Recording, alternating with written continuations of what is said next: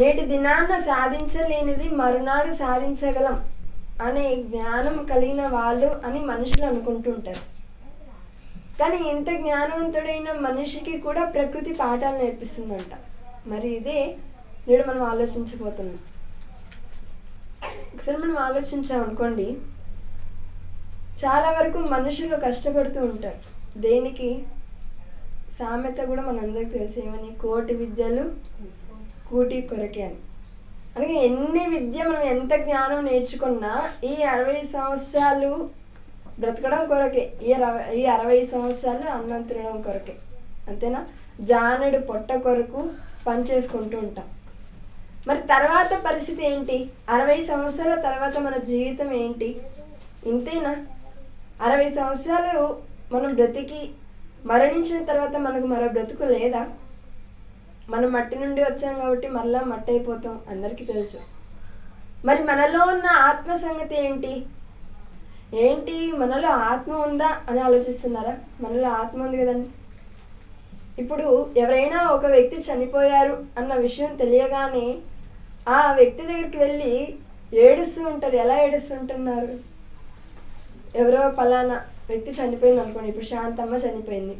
ఇప్పుడు ఆమె దగ్గరికి వెళ్ళి శాంతమ్మ అయ్యో వెళ్ళిపోయావా శాంతమ్మ అంటుంటారు.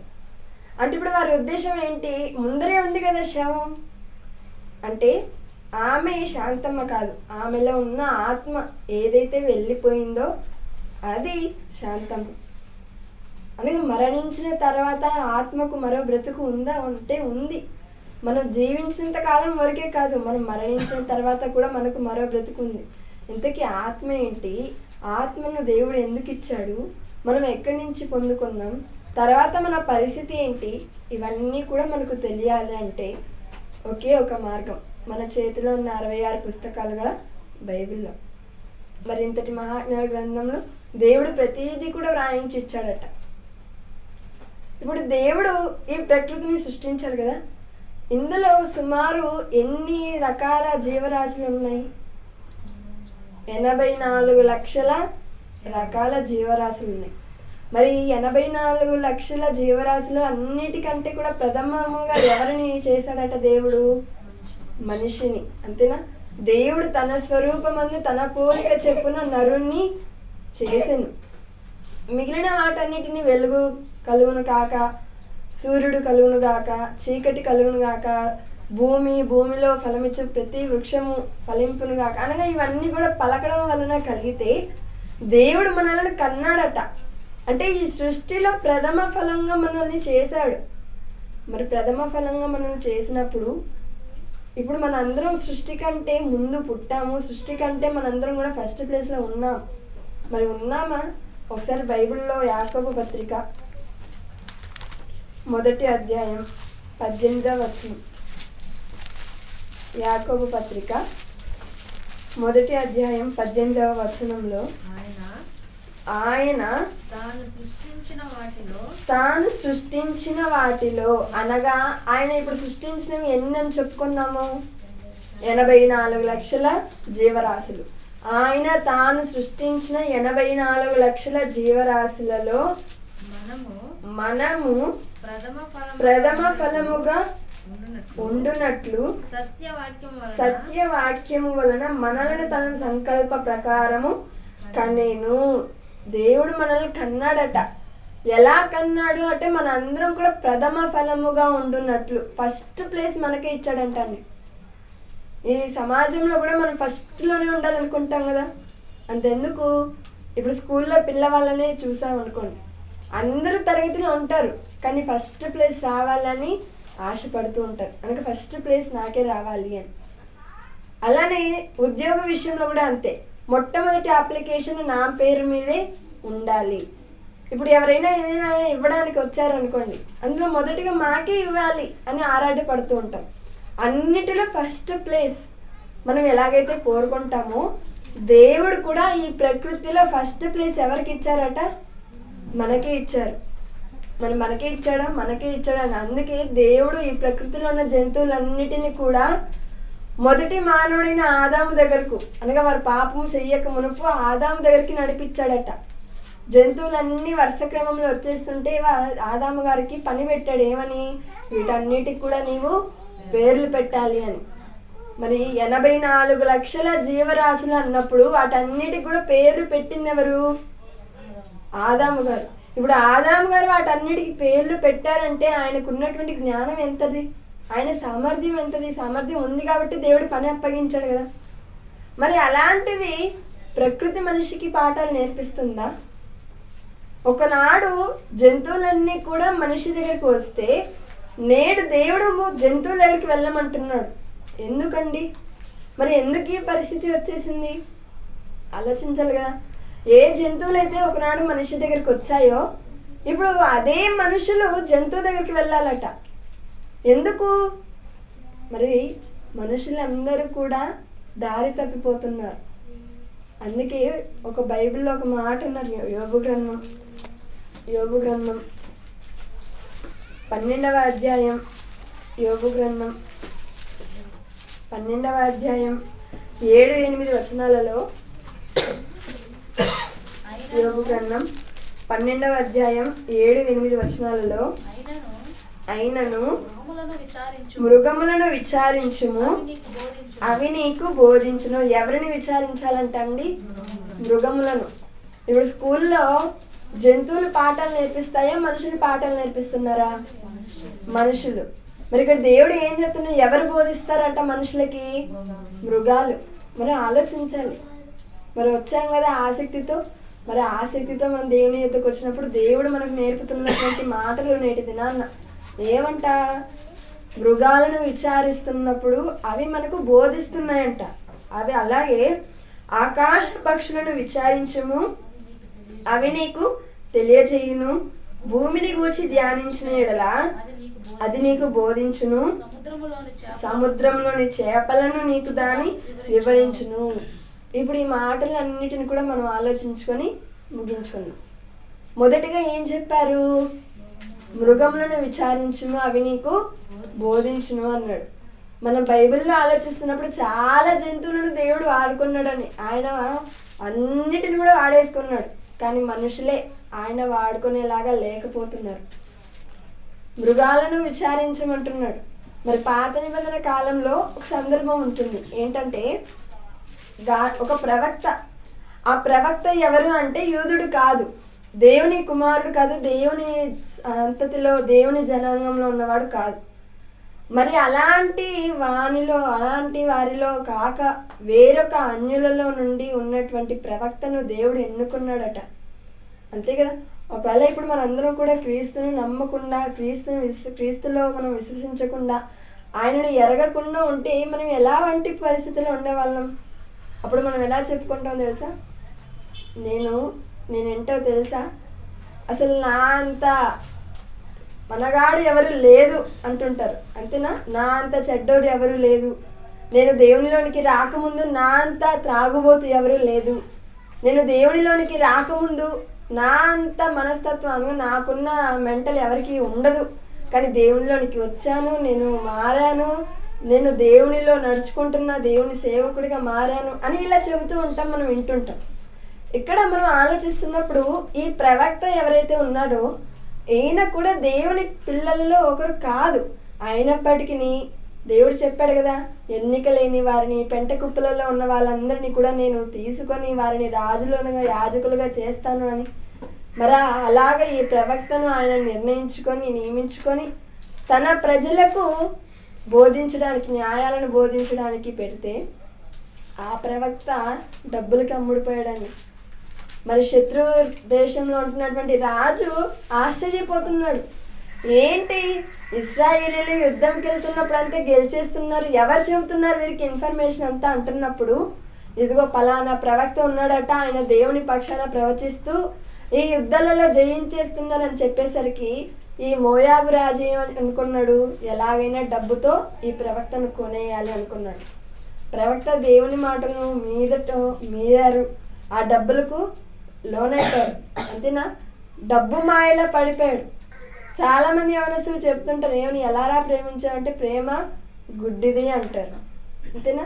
కళ్ళు మూసినా, కళ్ళు తెరిచినా, పుస్తకం తెరిచినా అమ్మాయిలే కనిపిస్తూ ఉంటారంట.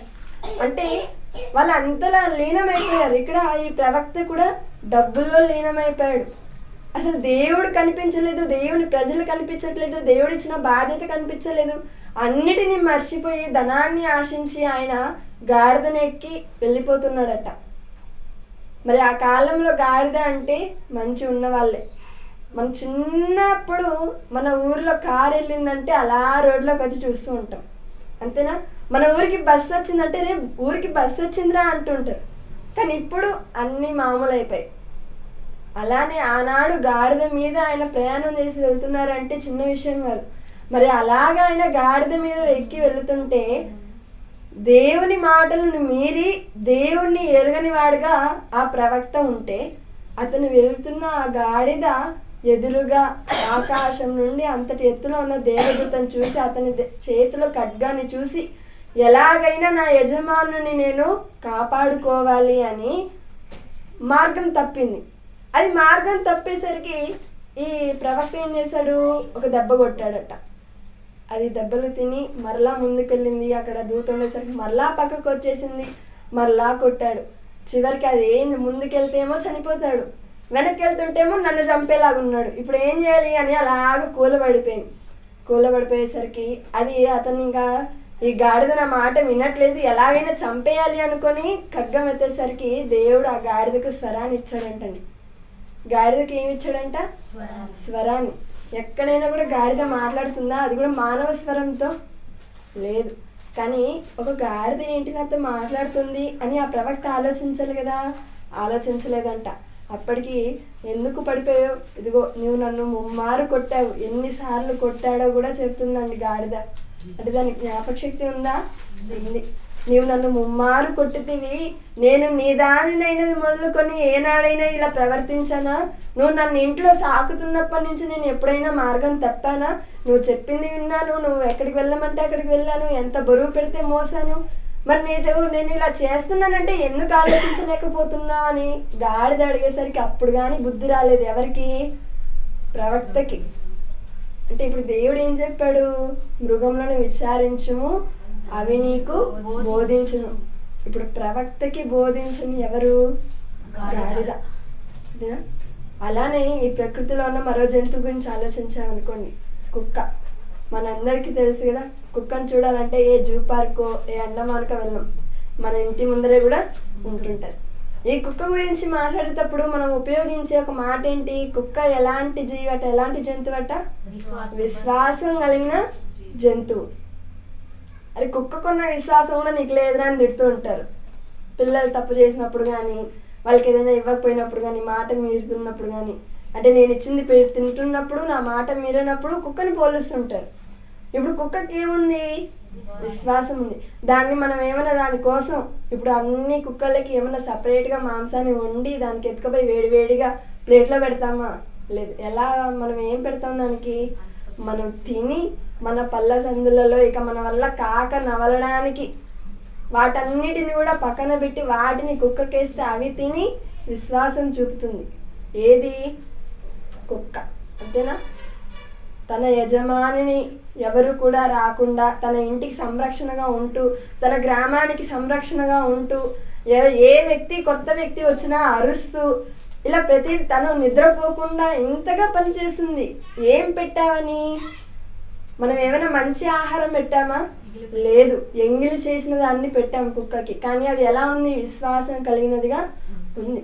ఇప్పుడు దేవుడు చేసిన ఈ ప్రకృతిలో మనం ఆలోచించామనుకోండి, దేవుడు చేసినవన్నీ కూడా మనకు ఎంగిలి చేసి ఇచ్చాడా? లేదు. ఒక ఆపిల్ చెట్లు అన్ని సగం సగం కొరికినవి ఉంటాయా? ఉండవు. ఏ పండ్లు తీసుకొని నా కొరికినవి అలా ఉంటుందా? సగం సగం ఉంటుందా? లేదు. దేవుడు తను చేసిన సృష్టిలో ప్రతిదీ చూసినప్పుడు అది మంచిదిగా ఉన్నిందంట. ఇంకా సంపూర్ణంగా మంచిదిగా చేశాడు. మంచివి ఇచ్చినప్పుడు ఒక కుక్కే ఎంగిలి మెతుకులు తిని అది విశ్వాసం చూపుతున్నప్పుడు, ఇంత చక్కటి ప్రకృతిని మనకు దేవుడు ఇస్తున్నప్పుడు మనం ఎంత విశ్వాసం కలిగిన వారంగా ఉండాలి దేవుని ఎడల. అంతేనా? ఇప్పుడు జంతువులను మృగములను విచారించడం అవి నీకు బోధిస్తుంది అన్నాడు. మరి అవి బోధిస్తున్నాయో ప్రతిదీ మనం ఆలోచిస్తున్నప్పుడు అవి బోధిస్తాయండి. ఇక రెండవది ఏమన్నాడు? ఆకాశ పక్షులను చూడము, అవి నీకు తెలియజేయను అంటున్నాడు. మరి ఆకాశ పక్షుల గురించి అన్నిటిని మనం ఆలోచించుకునే సమయం లేదు, కానీ ఒక పక్షి గురించి మనం ఆలోచించామనుకోండి. మరి ఏలియా గారి కాలంలో ఆహాబు దగ్గరికి వెళ్ళి, ఇదిగో రాజా మరి సంవత్సరం పాటు కరువు వస్తుంది అని హెచ్చరించి వచ్చేస్తాడు. అలా వచ్చేసి దేవునికి చెప్తున్నాడు, ఒక సంవత్సరం పాటు కరువు అన్నావు, మరి నన్ను ఎవరు పోషిస్తారయ్యా, ఎవరు పెంచుతారు అంటే, నువ్వేం బాధపడకు, ఒక వాగు దగ్గరికి వెళ్ళిపోయి అక్కడ ఉండు, పొద్దున లేవగానే బ్రష్ చేసుకొని రెడీగా ఉండు, నీ కొరకు ఆహారం వస్తుంది. ఏవి తెస్తుంది అనుకుంటున్నారు? దేవుడు ఏమి మనుషులను పంపించట్లేదు, ఏరెప్పలను అంతకంటే పంపించట్లేదు. ఎవరి ద్వారా పంపిస్తున్నారు అంటే కాకి ద్వారా. ఏంటి కాకి ద్వారానా? దాన్ని చూడ్డానికి కూడా మనం అసహించుకుంటాం, అంతేనా? మనందరం కాకిని ఎప్పుడు తలుచుకుంటాం? పల్లెటూళ్ళలో ఎక్కువగా ఏదైనా ఏదో మనిషి చనిపోయిన తర్వాత పిండం పెట్టడానికి దాన్ని పిలుస్తూ ఉంటారు కాకిని, రా రా రా అని, కావు కావు అని. మరి మిగిలిన సమయంలో పో పో పో అని తరుముతుంటారు, అంతేనా?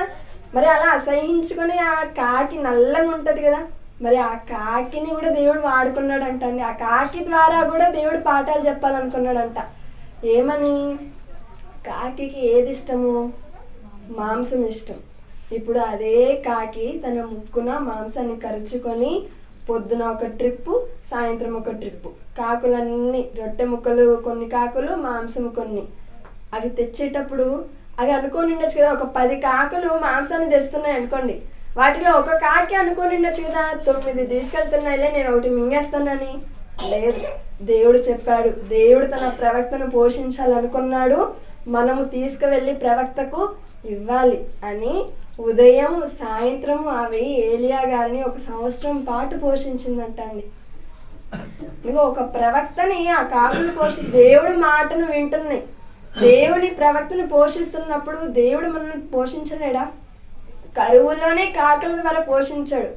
మరి ఈ కాలంలో మనకు తినడానికి లేదని, కట్టుకోవడానికి బట్టలు లేవని, అప్పులు ఉన్నాయని, వీటన్నిటిని కూడా మనం బాధపడుతూ దేవునికి దూరం అయిపోయే వారిగా ఉంటున్నాం. కానీ ఎప్పుడు కూడా దేవుణ్ణి హత్తుకునే వారిగా ఉన్నాం అనుకోండి, అప్పుడు దేవుడు ఎవరి ద్వారానో ఒకరి ద్వారా మనకు సహాయాన్ని అందిస్తాడు. ఖచ్చితంగా మనం నమ్మాలే తప్ప, మనకు విశ్వాసం ఉండాలే తప్ప ఏదైనా కూడా సాధ్యమే అవుతుంది. నెక్స్ట్ ఇంకేంటి మనం ఆలోచించాలనుకోండి, చిన్న జీవి, అది ఏంటది? చీమ. చీమ కూడా పాట నేర్పుతుందా మనిషికి? 6 అడుగులు ఉంటాడు మనిషి, చీమ ఎంత ఉంటుంది? చిన్నది. మరి ఇప్పుడు మనం నిలబడుకుని అక్కడ చీమలు పోతుందని మనం చెప్పగలమా? చెప్పలేం. ఎందుకు? అది చూడ్డానికి చాలా చిన్నదిగా ఉంటుంది. ఎప్పుడు కనిపిస్తుంది చీమ? అలా కింద కూర్చొని ఆ గోడవారు చూస్తున్నప్పుడు కనిపిస్తుంది. అంతేగాని పైన మనం దూరంగా కూర్చొని అదిగో అక్కడ చీమలని పోతున్నారు తప్పుకోండి అంటామా? లేదు. ఎందుకు? అది చిన్నవి అటు వెళ్ళిపోతూ ఉంటాయి. మరి ఆ చీమలు కూడా పాఠాలు నేర్పుతుందంట. ఎవరైనా ఇంట్లో సోమరిగా బద్ధకస్తులుగా పడుకున్నారు అనుకోండి, అప్పుడు వాళ్ళని ఏం చేయాలి? సోమరి లేసి ఎక్కడికి వెళ్తావు? పోయి చీమల దగ్గరికి వెళ్ళు, అవి నీకు జ్ఞానాన్ని నేర్పుతాయి. సోమరి చీమల ఎద్దుకు వెళ్ళము, అవి నీకు జ్ఞానాన్ని నేర్పుతుందంట. ఏంటి? చీమలు జ్ఞానాన్ని నేర్పుతుందా? నేర్పుతుంది. మనం ఎప్పుడు కూడా ముందు చూపు కలిగే వారిగా ఉండాలి. మనము మన భవిష్యత్తు గురించి ఆలోచించే వారిగా ఉండాలి. ఈ కాలంలో మనం బ్రతుకుతున్నాం 60-70 జీవితం కోసం మనం బ్రతుకుతున్నాం. తర్వాత జీవితం ఏంటి? తర్వాత మన పరిస్థితి ఏంటి? మరణిస్తే మనం ఏ లోకానికి వెళ్ళిపోతాం? మనం ముందు చూపు గలవారుగా ఉండాలని ఒక చీమ మనకు పాఠం నేర్పిస్తుందండి. ఇక చివరిగా మనం ఆలోచించామనుకోండి, ఇక్కడ ఏం నేర్పిస్తుంది? భూమిని గూర్చి ధ్యానించిన ఎడల అది నీకు బోధించును. భూమిని ధ్యానిస్తే అది మనకి ఎలా బోధిస్తుందండి? ఎలా అంటే, ఇప్పుడు మనం విత్తనాలు వేసామనుకోండి, అది ఫలిస్తుందా? ఫలిస్తుంది. మరండి భూమి మా తాత ముత్తాతల కాలంలో ఫలించింది, ఇప్పుడు ఫలించట్లేదు అని ఎవరైనా చెప్పగలరా? లేదు. మన పుట్టక ముందు నుండి భూమి ఫలాన్ని ఇస్తూనే ఉంది. ఎందుకు? దేవుడు చెప్పాడు ఫలించమని. మరి మనకు చెప్పలేదా దేవుడు ఫలించమని? చెప్పాడు కదా, ఆదాము అవ్వను చేసి ఇదిగో మీరు అభివృద్ధి పొంది విస్తరించి ఫలించుడి అన్నాడు. మరి చెప్పిన తర్వాత మనం ఫలిస్తున్నాం. ఎలాగా? ఈ లోకంలో ఫలిస్తున్నాం. దేవుని కొరకు ఫలిస్తున్నామా అంటే లేదు. కానీ భూమిని చూసామనుకో, అది ఎలాగైతే దేవుని మాటను విని దేవుని మాట ప్రకారం అవి ఫలిస్తున్నాయో, మనమందరం కూడా దేవునిలో ఎల్లప్పుడూ కూడా ఫలించేవారుగానే ఉండాలి. దేవునికి పనికొచ్చేవారుగా మనం ఉండాలి. చివరిగా ఏం చెప్పాడు ఆయన? సముద్రంలోని చేపలను నీకు దాన్ని వివరించును. ఏంటంటే సముద్రంలో చేపలు కూడా మనకి నేర్పిస్తుందా? తెలియకపోయింది కదా మనకి. ఆలోచించామనుకోండి, మరి చాలా సందర్భాలు ఉంటాయి. పాత నిబంధనలో అయితే తిమింగలం, ఆ తిమింగలానికి దేవుడు ఆర్డర్ వేసాడంటే ఏమని? ఇదిగో ఈ పడవ ఓడ వెళ్తుంది, ఆ ఓడలో నుండి యోనా కింద పడతాడు, ఆ యోనా కింద పడే టైంకి నువ్వు అలా నోరు తెరిచి పెట్టుకొని అతని కింద పడడమే నువ్వు వెళ్ళి మింగేయాలి. మింగేసి మళ్ళీ నువ్వు ఏమంటే అవి తినకూడదు, నువ్వు పస్తులు ఉండాలి. ఎన్ని రోజులు నిందంటే అది 3 రోజులండి. నీళ్ళు లేదు, ఆహారం లేదు, ఏమీ లేదు. దేనికి? తిమింగలానికి. ఎవరి కోసము? ప్రవక్త కోసం. ప్రవక్తను బ్రతికించడానికి అది ఏది కూడా తినలేదండి. ఇప్పుడు మీకు ఈ సీన్ అర్థం అవ్వాలంటే, క్రికెట్ ఆడుతుంటారు కదా పిల్లలు. క్రికెట్ ఆడుతున్నప్పుడు ఆ బ్యాట్స్మెన్ బాల్ ఇసిరేసాడు అనుకోండి గాల్లోకి, అప్పుడు అందరూ కూడా దేన్ని చూస్తారు? బ్యాట్స్మెన్ చూస్తాడా? లేదు, దేన్ని చూస్తాడు? బాల్ని. ఇప్పుడు ఆ బాల్ పొరపాటున కింద పడిపోయింది అనుకోండి పక్కకి, అప్పుడు అందరూ కూడా ఒక చూపు చూస్తుంటారు సీరియస్గా, నీ వల్లే ఓడిపోయాము అని. కానీ దేవుడు ఎలాగైతే ఆ తిమింగలను అలా నోరు తెరిచి పెట్టుకోమన్నాడో, అది యోనా కరెక్ట్గా అక్కడే వచ్చి పడేలాగా అది అక్కడే సిద్ధంగా ఉండి తన ప్రవక్తని కాపాడే పనిలో ఒక తిమింగలం ఉందండి. అలానే కృత నిబంధన కాలంలో మత్తయి సువార్త 17వ అధ్యాయంలో ఉంటుంది ఆ సందర్భం. ఏంటంటే యేసుక్రీస్తుల వారి కోసం ఒక చేప తన ప్రాణాన్ని పోగొట్టుకుంది. ఇక్కడ తిమింగలం దేవుని ప్రవక్తను ప్రాణం కాపాడితే, అక్కడ ఒక చేప తన ప్రాణాన్ని పోగొట్టుకుంది. ఎలా పోగొట్టుకుంది? మామూలుగా పోగొట్టుకుందా? లేదండి. ఇదిగో పేతురుని పిలిచాడు. ఏంటి వాళ్ళు షెకెల్ పన్ను అడుగుతున్నారా? వెళ్ళు, సముద్రానికి వెళ్ళు, గాలంవి. గాలం అంటే ఎలా ఉంటుందండి? బహుశా మీ అందరికీ తెలిసే ఉంటుంది. ఒక కర్ర ఉంటుంది, దానికి ఒక కమ్మి ఉంటుంది, దానికి ఒక షార్ప్ అని ఏమంటుంది తెలుగులో, పదునైన కమ్మి ఏదో ఉంటుంది ఆ చేప గుచ్చుకోవడానికి, దానికి ఒక ఎర ఉంటుంది. ఇప్పుడు దాన్ని అలాగా సముద్రంలో వేసేసరికి ఆ ఎర కోసం ఆ చేప వచ్చి కరెక్ట్గా దాన్ని మెడకు గుచ్చుకొనేసిందండి చేపకి. అంతేనా? అలా గుచ్చుకునేసరికి అది ఒక్కసారిగా చనిపోతుందా? లేదు, విలవిలలాడి చనిపోతుంది. అంటే ఆనాడు యేసుక్రీస్తుల వారి కోసం తన ప్రాణాన్ని, తనకు తెలిసే తన ప్రాణాన్ని పోగొట్టుకుంది. ఏంటది? చేప.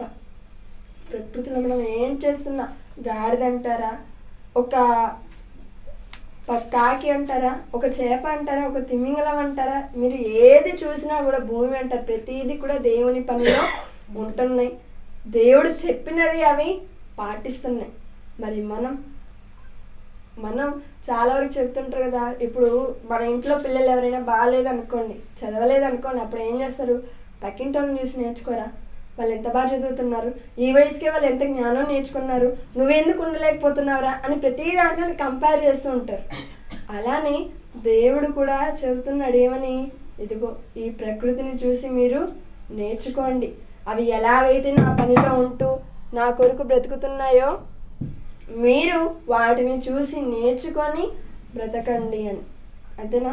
ఇప్పుడు మనం ఉండవలసిన, మనం గొప్పవారు మా ప్రకృతిలో, మన ప్రకృతి గొప్పదా, మనం గొప్పవాళ్ళమా? మనం గొప్పవాళ్ళం. దేవుని స్వరూపాన్ని ధరించుకునేది ప్రకృతి, మనమా? మనం దైవములు అన్నాడు దేవుడు మనల్ని. మరి అలాంటిది గొప్పవారిగా ఉంటున్నటువంటి మనం ఎవరి దగ్గర కూడా చెప్పించుకునే వారుగా ఉండకూడదు. మరి ముఖ్యంగా ప్రకృతి ద్వారా. ఎందుకంటే ప్రకృతిని దేవుడు సాక్షిగా పెట్టుకున్నాడు కాబట్టి ఆ ప్రకృతి అంతా కూడా మనకు చెప్పే స్థితిలో ఉండకుండా మనమే వాటికంటే ముందు దేవుడిచ్చిన పనిలో ఉంటూ దేవుడిన లోకానికి చేరుకోవాలి అన్నది ఈ ప్రకృతి మనకు నేర్పిస్తున్న పాఠం. అర్థమైంది అనుకుంటున్నాను. అందరూ కళ్ళు మూసుకున్నట్లయితే ప్రార్థించుకుందాం. పరలోకమందున్న మా కన్న తండ్రి, ఇప్పటి వరకు తండ్రి మీ మాటలను మేము నేర్చుకున్న మేము వాటి ప్రకారం నడుచుకుంటూ తండ్రి మా ముందున్నటువంటి ఈ ప్రకృతి మాకు ఎంత జ్ఞానాన్ని బోధిస్తుందో వాటిని